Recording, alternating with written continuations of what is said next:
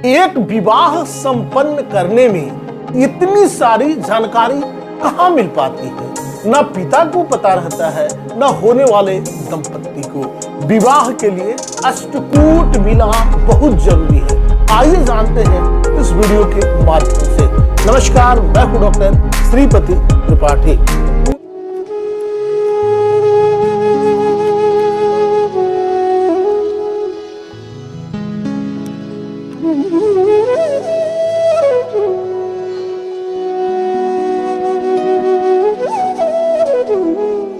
कुंडली मिलान हिंदू वैदिक ज्योतिष में विवाह के लिए बहुत महत्वपूर्ण होता है। इसमें विभिन्न पहलुओं की जांच की जाती है ताकि यह पता चले कि पति पत्नी का रिश्ता जीवन भर सुखद और सुसंगत रहेगा या नहीं। कुंडली मिलान में नक्षत्र विचार, गुण मिलान, योग और सहचर सहचारी के स्वभाव, आर्थिक पारिवारिक स्थिति और अन्य कई महत्वपूर्ण विषयों की समीक्षा की जाती है।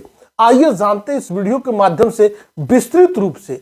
आइए समझते हैं नक्षत्र विचार। इसमें तारा, योनि, गण और नारी है। तारा यह विवाह के लिए शुभ अशुभ तारे की गणना करता है। यह देखता है कि किस तारे के अंतर्गत वर और वधु का जन्म हुआ है और ये तारे उनके जीवन में किस प्रकार के प्रभाव डालेंगे। योनि यह शरीर की प्रकृति को दर्शाता है। योनि मिलान से दोनों व्यक्तियों के बीच शारीरिक और मानसिक सामंजस्य का पता चलता है। अनुकूल योनि मिलान का अर्थ है कि जीवन साथी में एक दूसरे के प्रति और प्रेम बना रहेगा। गण तीन प्रकार के होते हैं, देवगण, मानवगण और राक्षस गण। यह देखता है कि दोनों के बीच स्वाभाविक तालमेल कैसा रहेगा। देवगण वाले व्यक्ति शांत और धार्मिक होते हैं। मानव गण जो है सामान्य जीवन जीने वाले होते हैं और राक्षस गण थोड़े उग्र होते हैं। नाड़ी मिलान से यह देखा जाता है कि वर और वधु की संतान उत्पत्ति में कोई समस्या तो नहीं होगी। तीन प्रकार की नाड़ी होती है, आदि, मध्य और अंत्य। नाड़ी दोष होने पर इसका समाधान भी ज्योतिषी उपायों से किया जा सकता है, लेकिन एक नाड़ी में शादी नहीं की जाती है।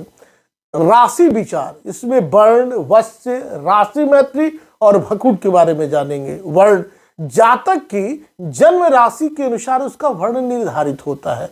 वर्ण मिलान में पति पत्नी के बीच सामाजिक और धार्मिक आदर्शों में सामंजस्य देखा जाता है। वश्य यह देखता है कि वर और वधु एक दूसरे पर किस प्रकार का प्रभाव डालेंगे। इसका उद्देश्य है कि शादी के बाद दोनों के बीच आपसी संतुलन और समर्पण बना रहे। राशि मैत्री यह बहुत महत्वपूर्ण है। राशि मैत्री यह देखता है कि दोनों व्यक्तियों की राशियां एक दूसरे के लिए अनुकूल है या नहीं।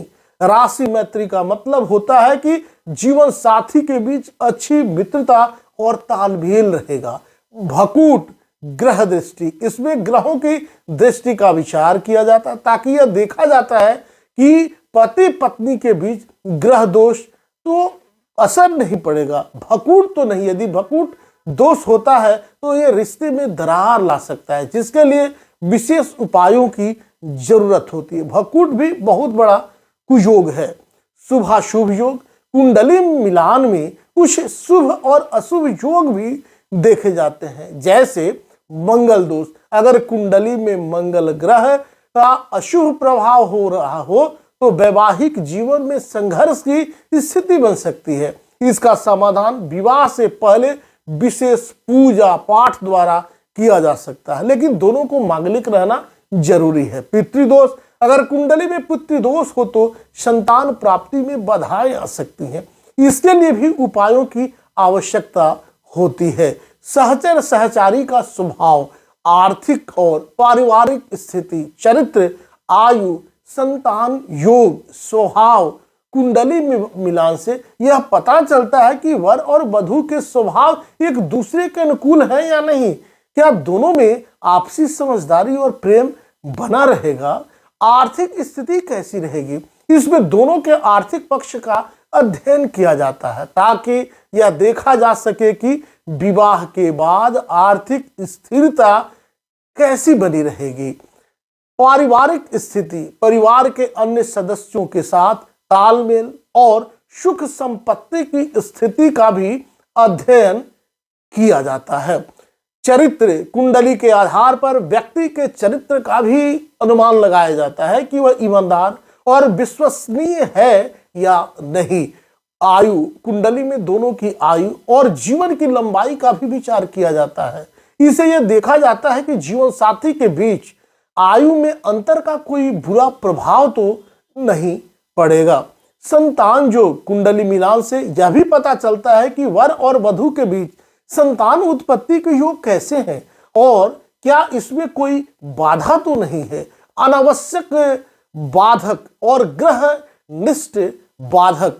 अनावश्यक बाधक मतलब कुंडली मिलान से यह भी पता चलता है कि शादी के बाद किसी प्रकार की अनावश्यक बाधाएं तो नहीं आएंगी, जैसे परिवार में कलह, आर्थिक संकट या स्वास्थ्य संबंधित समस्याएं। ग्रह निष्ठ बाधक, कुछ ग्रह दोष होते हैं जो विवाह के बाद समस्याएं ला सकते हैं, जैसे राहु केतु दोष, शनि की 7.5 आदि। इन ग्रह दोषों का समाधान ज्योतिषी उपायों से किया जा सकता है। अभी तक आपने इस चैनल को सब्सक्राइब नहीं किया है तो सब्सक्राइब करें, शेयर करें और कमेंट्स करें। नमस्कार।